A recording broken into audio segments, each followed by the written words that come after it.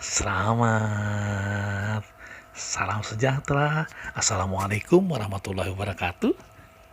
Ketemu lagi dengan Kak Sapruin Itur akan dongeng kembali buat anak-anak sekalian dan adik-adikku sekalian. Nah, kali ini lagi-lagi masih khusus Kabupaten Berau loh. Ya, cerita tentang asal usul nama kenapa dinamakan dengan Batu Miang. Itu deh ya. Apa? Batu Miang ya. Jadi asal usul nama Batu Miang. Pada saat berkembangnya kerajaan Berau, kemudian kerajaan Berau terpecah menjadi dua, menjadi kerajaan Sambaliung dan kerajaan Gunung Tabur, maka wilayah Sungai Segah sampai ke hulu dan ke daerah laut sana adalah milik wilayah Gunung Tabur. Sedangkan wilayah Sungai Kelai ke hulu sampai ke bagian bawah sampai ke Tabalar sampai Teluk Sumbang itu adalah wilayah kekuasaannya Kesultanan Sambaliung. Mereka sangat baik, nggak ada kabar-kabar yang macam-macam, karena mereka dua kerajaan itu terpecah menjadi dua adalah karena memang mereka harus menjadi pemimpin, gitu. Masing-masing ingin jadi pemimpin, tapi bukan berpecah belah loh, adik-adik. Mereka baik-baik kok. Mereka bersaudara. Mereka satu keturunan berasal dari kerajaan Berau. Iya. Nah, ketika sudah ada kerajaan Gunung Tabur, sekarang yang ada Gunung Tabur yang ada museum, dulu keratonnya di sana adik-adik, keraton Sultan Gunung Tabur berada di situ, tetapi bukan yang di museum sekarang ya, agak ke sampingnya sedikit, agak ke belakang, tinggi, gitu. Bentuk dan modelnya sama dengan sekarang yang dibuat museum. Ya. Nah, karena berkembang, maka seberang wilayah Gunung Tabur sampai ke hulu juga masuk wilayah wilayah Gunung Tabur. Kemudian dikenal lah, ada sebuah sungai di seberang Gunung Tabur. Sungai itu adik-adik, ya kalau zaman dulu ya dalam, banyak ikannya. Ada udang, ada baung, ada salap, ada patin, ada ikan macam-macam di dalam sungai itu. Sungai itu adalah anak sungai Segah. Persis di seberang. Gitu ya. Yang kemudian hari dikenal dengan Batu Miang. Di sungai itu, di muara sungainya ada bongkahan batu yang cukup besar. Batu itu biasanya disukai oleh udang. Kenapa disukai oleh udang batu itu? Karena di batu itu tumbuh lumut-lumut di samping kiri dan samping kanan kelilingnya di bawah. Jadi ketika air pasang, air besar, udang banyak yang datang ke batu itu, kemudian memakan lumut-lumutnya.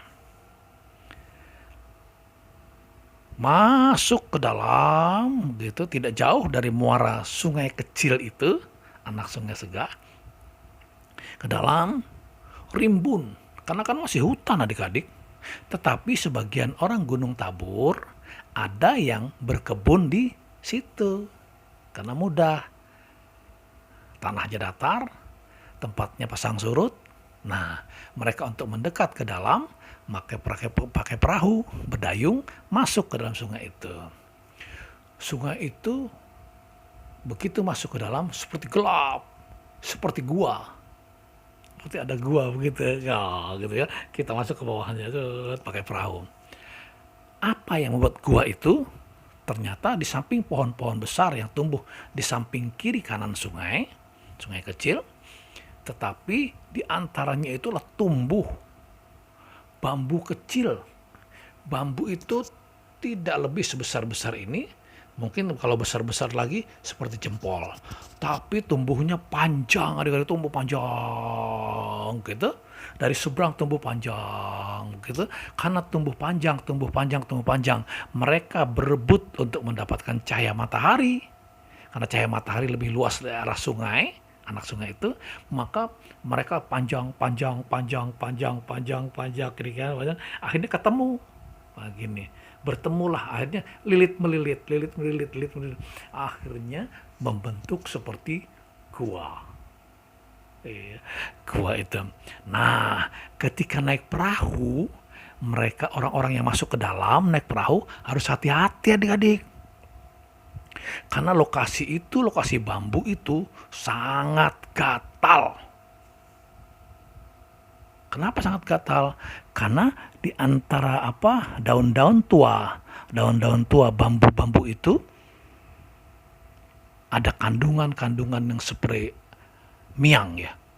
Itu kalau kena di tubuh, kena di kulit akan gatal. Gatalnya sampai kita garuk-garuk sampai berwarna merah.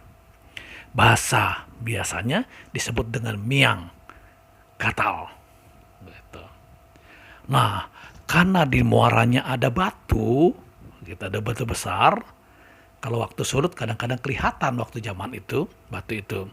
Dan berbahaya kalau naik perahu salah-salah bisa nabrak batu itu.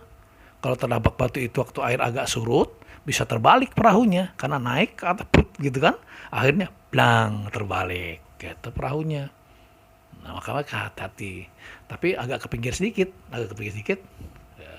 loloslah perahu mereka.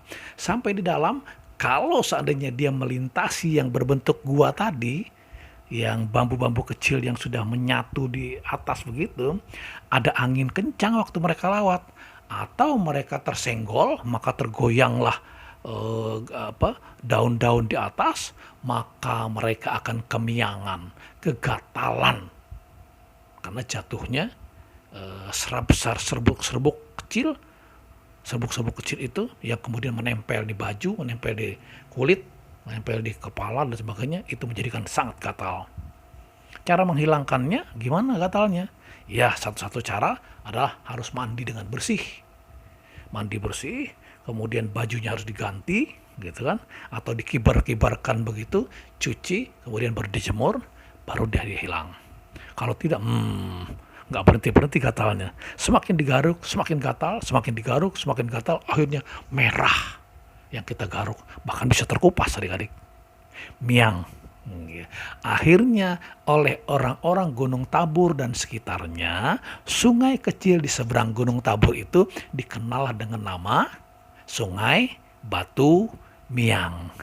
Sungai yang ada batunya di muara, yang di dalamnya ada bambu-bambu kecil yang membentuk seperti gua. Kalau tergoyang sangat goyang, kemudian jatuh serbuk-serbuknya, kemudian membuat kita gatal. Sampai akhir nih dikenal dengan Sungai Batu Miang. Gitu ya. Nah, karena itu dikenal dengan Sungai Batu Miang, begitu ada penduduk di sekitarnya itu, maka disebut orang atau penduduk kampung Batu Miang. Padahal hubungannya adalah dengan asal muasal Sungai Batu Miang itu, kemudian menjadi nama kampung Batu Miang. Itu ya adik-adik ya. Kalau mau tahu di mana Batu Miang, Sungai Batu Miang, Anda berangkat saja menuju melewati Hotel Bumi Segah, terus ke sana lagi. Sebelum ada masjid, sebelum perumahan Kodim, ada sungai itu di jembatan, leg jembatan kan. Nah, itulah Sungai Batu Miang itu. Sekarang sebagian sudah hampir tertutup di dalam itu. Karena rumah-rumah orang, rumah-rumah penduduk sekarang banyak yang masuk ke dalam sungai. Tinggal di muaranya ini saja yang masih kelihatan sungainya. Oke deh, demikian. Semoga bermanfaat buat kalian semua. Jangan lupa loh, setelah nonton video ini, setelah mendengarkan cerita dongeng ini, kalian harus subscribe. Tuh di bawah videonya ada tulisan subscribe. Kemudian setelah muncul subscribe, klik loncengnya. Kling. Gitu ya. supaya videonya Kak Udin semakin dikenal, semakin populer, dan semakin banyak penggemarnya. Makasih. Salam buat kalian semua. Sehat ya.